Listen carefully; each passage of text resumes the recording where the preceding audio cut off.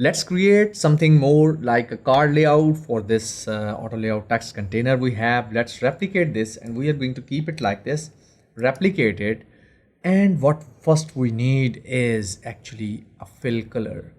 So let's fill it with something electric blue. For this, I am going to change the background color, and now my container is going to be white. Okay, so as soon as I have added the fill color over here, I have some problems which is going to be fixed with the paddings. Okay, so I am going to use 24 on left and right, 24 top and bottom like this. So here we have a very lovely auto layout, and I am going to add an icon. Let's add an icon over here at the top. Let's use this panda icon library. So let's use something like, okay, so I'm going to use something like this for auto layouts. And okay, so what do you think? We should add something over here or in the container. Okay, so let's copy it in the container, and right now you can see it is at the bottom, so I'm going to move it to the top like this. And okay, so I want this to have something like, to control the spacing between these two. So I'm going to select these two, and I'm going to hold shift and A to create another auto layout. Don't worry about those many auto layouts. So I'm going to have something like this. Oops, what is happened just happened. I am going to click over here, and I'm going to increase its size to 40. Let's use 32. Okay, 48 is a bit very big. And let's select some color like this. Oops, apple, yes. Okay, anyhow, so this is going to be apple library.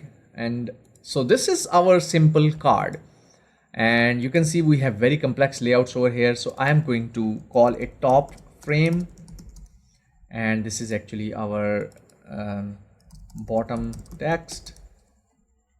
Okay, so you can see this is a very lovely card, and let's use some six for this one. If you want a stroke, you can also add a stroke. And let's have a very light gray color. Let's use this one. This is a bit heavy. Let's use a very light color for this. And for this container, I am also going to add some elevation for this. Is actually, so I am just adding something like some shadow around it. This shadow is a bit hard. Let's try to see what they have added. Okay, so they have two shadows, one at 30%, one is, so let's reduce this to 10%. I don't want a very heavy shadow. Increase the blur to like 20 or 10%. Okay, so here we have it, just a light shadow. Anyhow, I still don't like this shadow, but I don't think that we should, mess around with it.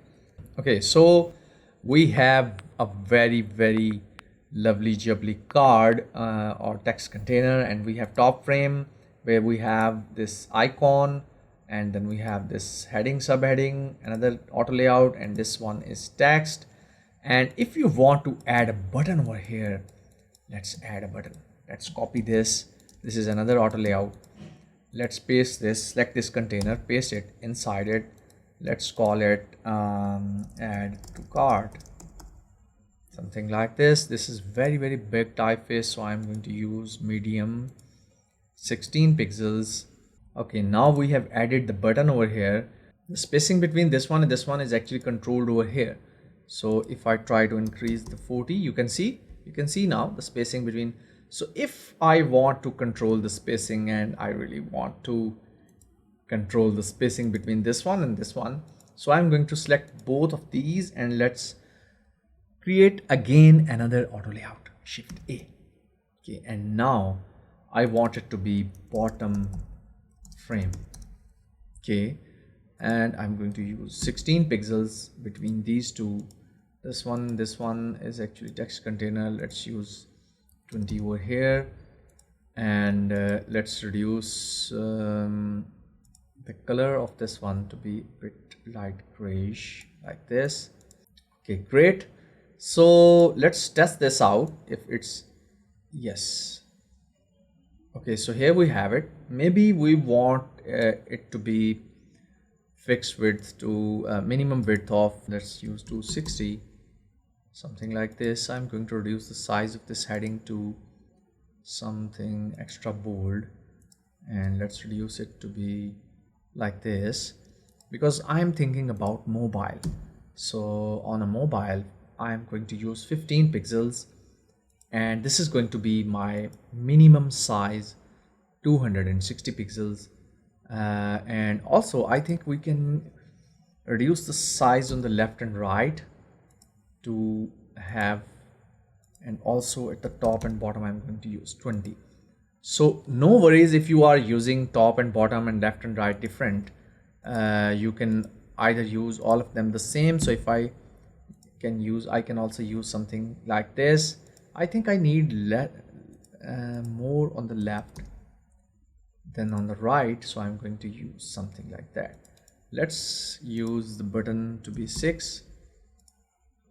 Okay, great. So this is how we are going to create a text container card where I can change the whole layout, control the spacing between all of these elements. This is really amazing stuff.